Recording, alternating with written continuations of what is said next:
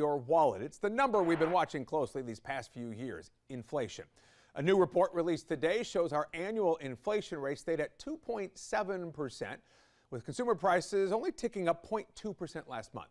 So the top line, good news, and a slower increase than anticipated.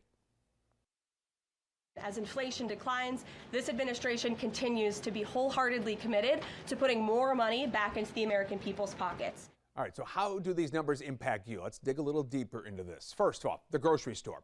Overall, the food you bring home is up 2.2% year over year. The prices seems to go up every week, every month. But every time I come, I see the difference in the price, especially fruits. Yeah, it may feel that way, but the reality is individual items, boy, they really vary. In fact, we pulled some of these for you here. Eggs right now, they are up 16% from last July. Coffee, that's up 15%. Ground beef, you bet you noticed that one, it's up 12%. Now, on the flip side, some things are cheaper. For example, tomatoes, they are down 5% year over year. Butter and margarine, that's down about 2%. And rice, for example, it's down 1.5%. Food away from home, restaurants, that was up almost 4%.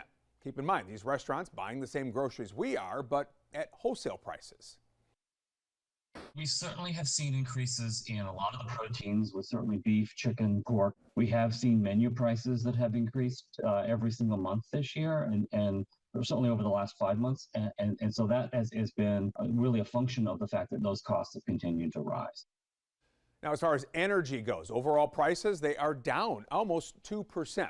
A big reason for that, gas prices, which are down almost 10% from last year. According to AAA, national average gas price right now is $3.14 a gallon. But the flip side, the gas that comes into your house, well, that's up 14%. Electricity is also higher, up close to 6%.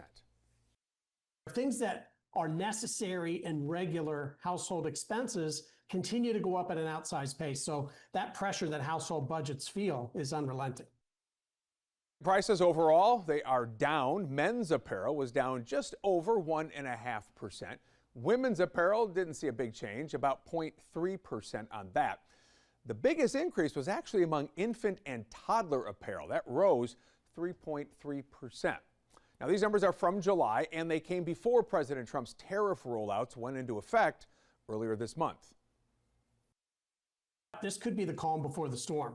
This was measuring inflation for July, but there were a whole slew of tariffs that went into effect at the beginning of August. And so it might take a few more months before those fully make their way to the consumer.